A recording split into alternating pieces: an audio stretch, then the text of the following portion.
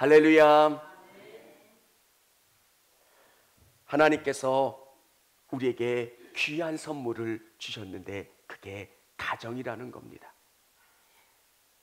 우리에게 하나님이 가정을 허락해 주셨어요. 목사님들의 모임이 있었어요. 목사님들의 모임 중에서 누가 제일 가부장적인지를 나눴나 봐요. 이야기를 하면서. 근데 1등 하신 목사님이 어떤 목사이냐면, 나 지금 집에 들어간다고 전화를 하면 그 사모님이 밥을 차려 놓으신대요. 그러면서 사람들이 깜짝 놀라면서 아직도 그런 사람이 있냐고. 그 이야기를 들으면서 저는 아무 얘기도 못했어요. 제 안에도 그런 모습이 있거든요.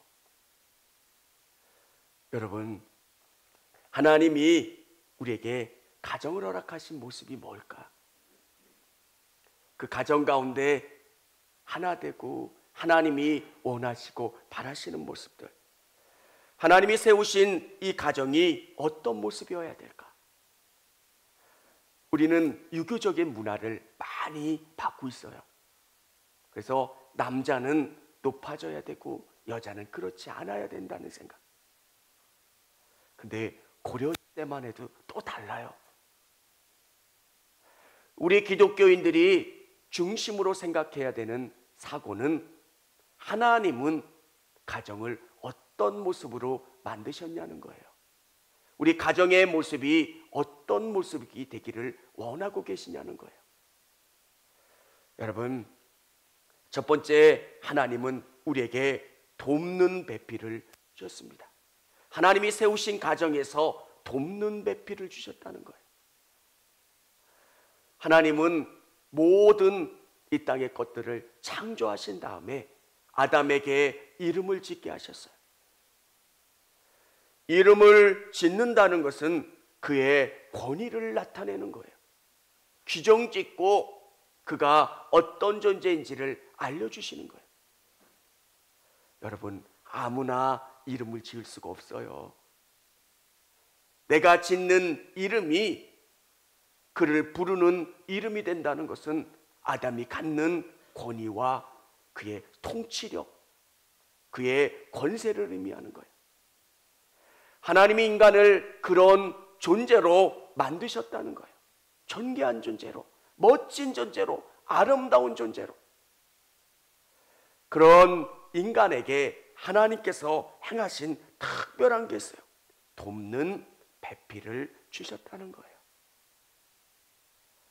여러분, 우리는 하나님이 이렇게 멋진 존재로 창조하셨지만 부족하다는 거예요. 그래서 우리에게는 돕는 배필이 필요하다는 거예요.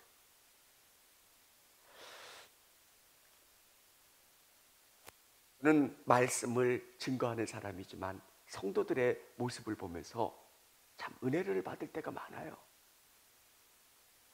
제가 아는 한 장로님은 정리를 굉장히 잘하세요.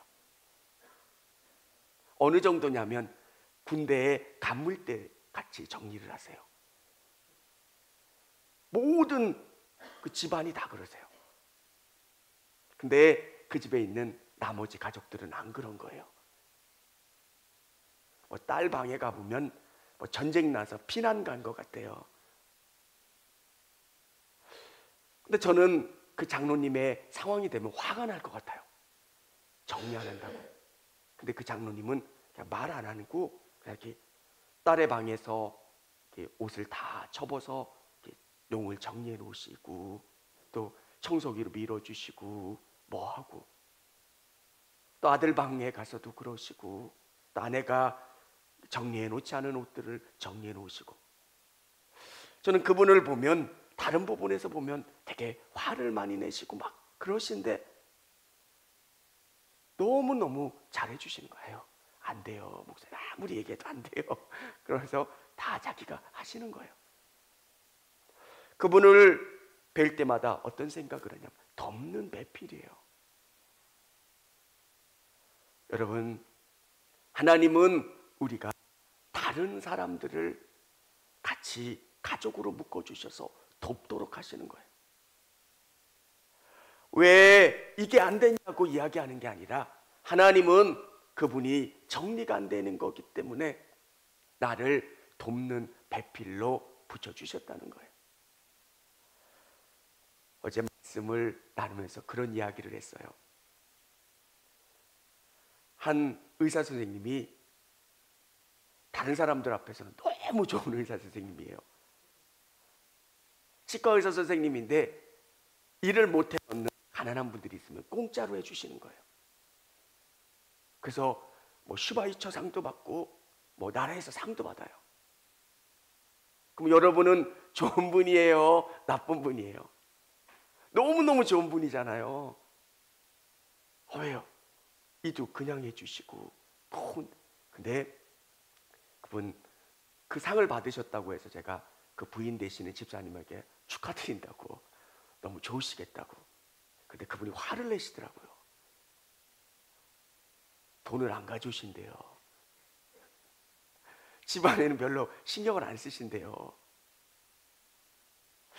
여러분, 하나님이 우리에게 가족을 허락해 주신 것, 아마 그 의사 선생님이 영광받는 부분에서는 그 부인이 정말 참고 헌신한 그 부분이 있을 거예요. 부족한 부분들을 메꿔주고 참고 또 인내해 준 것, 그렇지 않으면 그 남편이 그 일을 하지 못했을 거예요. 사랑하는 성도 여러분, 가정은 너무 중요한 거예요. 사단은 가정을 파괴하려고 해요. 여러분, 가정을 건강하게 유지하는 것 하나님이 원하시는 거예요. 근데 나와 다른 누군가가 있기 때문에 우리가 불편해요. 근데 우리는 알아야 되는 것은 하나님이 우리를 돕는 배필로 세워주셨다는 거예요. 서로를 이해하는 것. 여러분, 하나님의 말씀을 증거하지만 저도 완전하지는 못해요. 근데 깨닫는 것, 하나님이 나를 돕는 자로 세워주신 거예요. 그래서 우리 가정 가운데 부족한 부분이 있으면 내가 메꾸는 거예요. 그래서 우리 가정이 아름다운 믿음의 가정이 될 수 있도록, 그리고 하나님이 나를 통해서 아름다운 가정을 이끌어가기를 원하고 계신다는 거예요. 에베소서에 보면 이렇게 기록되어 있어요. 이와 같이 남편들도 자기 아내 사랑하기를 제 몸같이 할지니 자기 아내를 사랑하는 자는 자기를 사랑하는 것이라. 누구든지 언제든지 제 육체를 미워하지 아니하고 오직 양육하며 보호하기를 그리스도께서 교회를 보양하신 같이 한다라고 기록해 주고 있어요. 여러분, 하나님께서 우리를 만드실 때 남자를 먼저 만드시고 여자를 그 다음에 만드셨어요. 모든 동물은 암수를 만드셨는데 사람은 남자를 먼저 만드셨다는 거예요. 왜 그렇게 하셨을까? 남자가 여자가 만들어지는 모습을 보시는 거예요. 얼마나 귀하고 소중한 존재라는 것. 또 하나님께서 여자에게 남자가 어떤 희생을 통해서 여자가 만들어졌는지, 그래서 둘이 하나가 되어서 온전하게 되는 것을 우리에게 알려주시는 거예요. 두 번째는 하나님은 우리를 하나로 한몸 되게 하셨다는 거예요. 가정을 통해서 서로 연합함을 통해서 하나가 되게 하시는 거예요. 남자의 갈비뼈를 취해서 여자를 만드셨어요. 수많은 장기 중에서 왜 갈비뼈를 취하셨을까? 갈비뼈 안에는 중요한 장기가 다 들어있어요. 그 남자를 잠들게 하시고 갈비뼈를 취해서 여자를 만드신 거예요. 남자는 죽을 뻔한 고통 가운데 여자가 만들어지는 거예요. 이렇게 소중한 존재라는 거예요. 여러분, 하나님의 말씀을 여러분이 생각하시고 묵상하시면서 우리 서로가 소중함을 깨닫는 여러분 되시기를 바랍니다. 하나님이 보내주신 자고요, 하나님이 여자를 통해서, 남자를 통해서, 또 우리 가족을 통해서 나를 완전하게 하시고 그 안에서 하나 되게 하시고 내가 위로받고 소망을 얻도록 이끌어 가고 계신다는 거예요. 여러분, 정말 남자가 갈비뼈를 뽑았을 때 얼마나 큰 고통을 경험했고 또 큰 위험 부담을 감당했겠어요. 그런 소중하고 귀한 존재라는 거예요. 남자가 여자와 합해질 때 우리는 온전해지는 거예요. 여러분, 하나님이 우리를 결혼이라고 하는 것을 통해서 남자와 여자가 하나로 묶여지는 것은 부족함을 보완하기 위해서 그래요.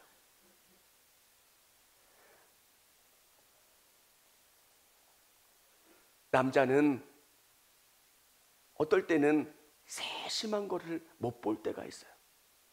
근데 또 여성은 세심한 것을 봐요. 하나님이 우리에게 서로 하나 돼서 서로 보완할 수 있도록 이끌어 가시는 거예요. 연애할 때는 내가 갖지 못하는 모습이 남편 하나 있기 때문에 그 모습이 좋은 거예요. 근데 살다 보면 그 모습이 너무 불편해요. 그래서 싸우기도 하고 갈등하기도 하고요. 여러분,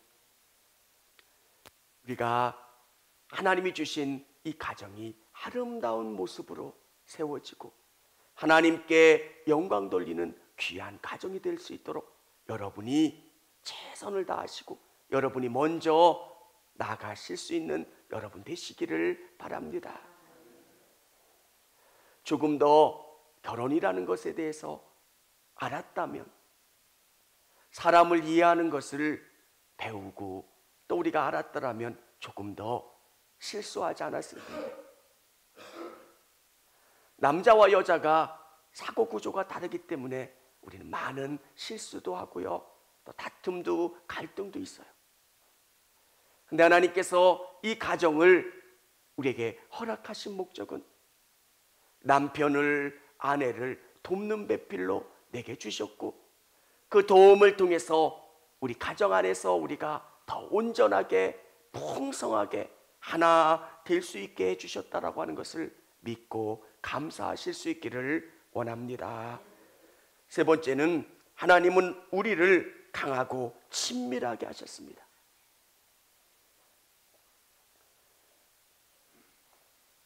7절에 보면 이렇게 기록되어 있습니다. 이에 그들의 눈이 밝아져 자기들이 벗은 줄을 알고 무화과 나뭇잎을 엮어 치마로 삼았더라. 부끄러워했다는 거예요. 여러분, 하나님이 원래 만드신 가정은 부끄러움이 없는 가정이었다는 거예요. 서로가 벗었는데도 부끄러워하지 않았다는 거예요. 근데 죄된 우리는 서로 부끄러워해서 무화과잎으로 가리고 그리고 그 벗음을 가리게 되는 거예요. 하나님이 우리에게 원하시는 모습은 부끄러움이 없다는 거예요.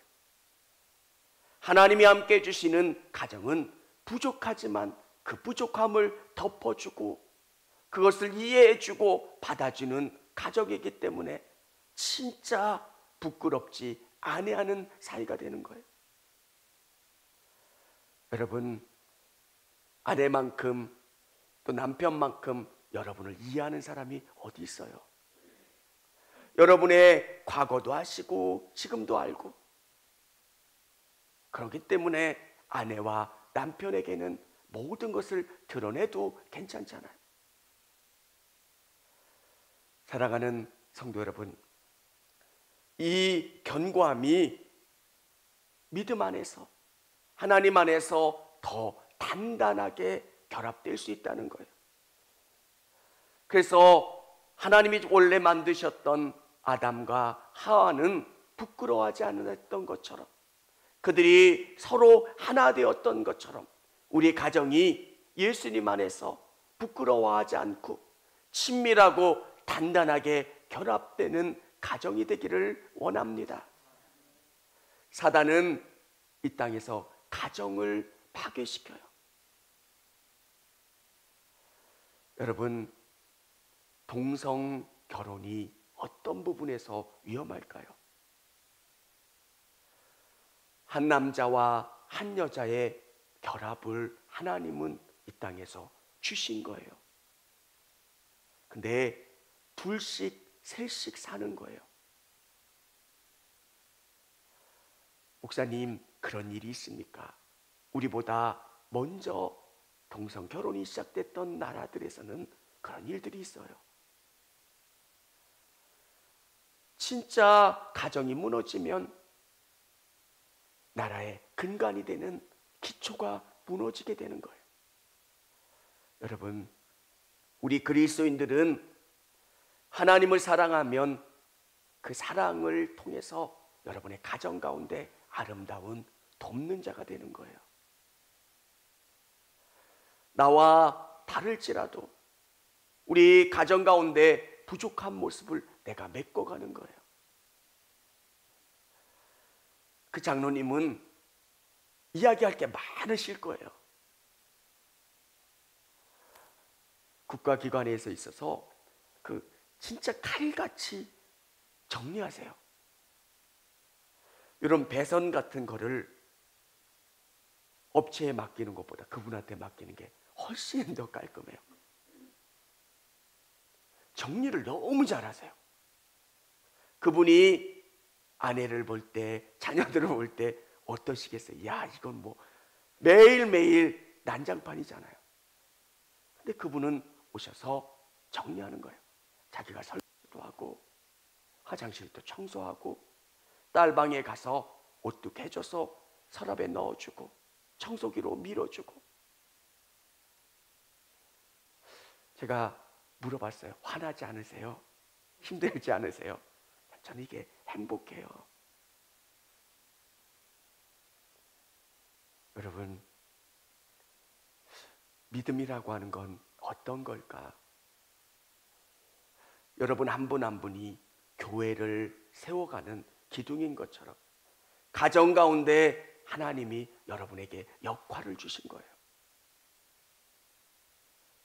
나에게, 아내에게 부족한 모습 때문에 나를 이곳에 보내주셨고, 아내를 돕고 남편을 돕고 우리 가정이 믿음 가운데 하나가 되고 정말 견고하고 단단한 사랑으로 결합될 수 있는 귀한 공동체가 되도록 나를 보내주셨다는 거예요.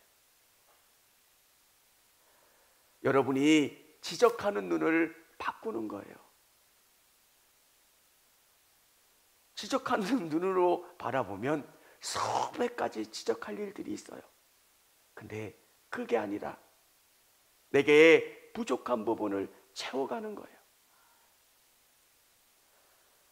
성경은 우리에게 그것을 요구하세요. 하나님은 우리에게 그것을 요구하세요. 그러면서 우리 가정을 통해서 아름다운 믿음의 자녀들이 자라나는 거예요. 그리고 우리 주위에 있는 사람들이 우리 가정을 통해서 정말 믿음이라고 하는 게 어떤 건지,